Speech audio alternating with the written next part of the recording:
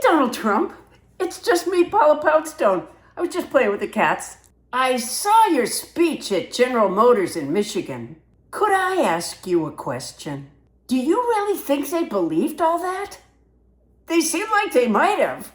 They seem like they might go home and look for communists under their beds. Which is weird, because so many of your lies have been exposed. Plus, you told them Michigan was thriving. And that's what I want to talk to you about. Michigan has been hit hard by your tariffs. They know they're not thriving. I gotta give it to you, Donald. You're amazing. You've created a world of pure imagination. You are goddamned Willy Wonka. You told a detailed story with an emotional arc about a poll worker apologizing to you for asking for your ID. You said, she said, "Sir, I'm so sorry to ask. I know you're Trump, but I have to ask." And you said, "Don't apologize. You're doing your job." But you vote by mail. Don't apologize? You're doing your job? Doesn't sound like something you would say to anybody.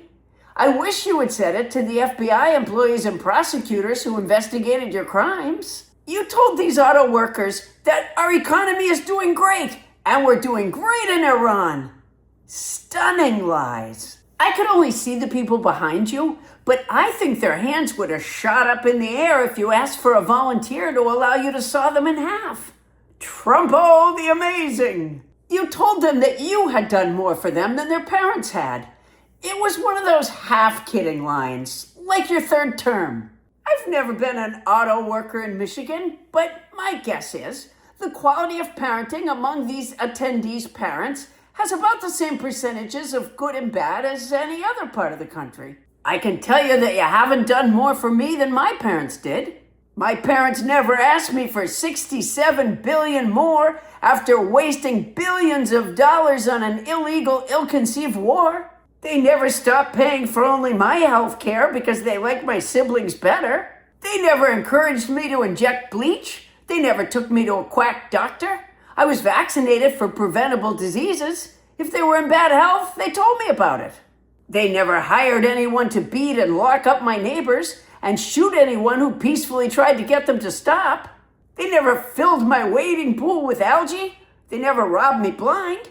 They never embarrassed me by putting their names on every iconic building in my town. The Martha, Mary, Jack, and Vera Poundstone Chapel. They square danced, and my mother had a bright green square dancing dress, but they never deeply humiliated me in front of the whole world. My mother wailed on me with a clothing brush here and there, but they never gave me the pain in the ass that you have.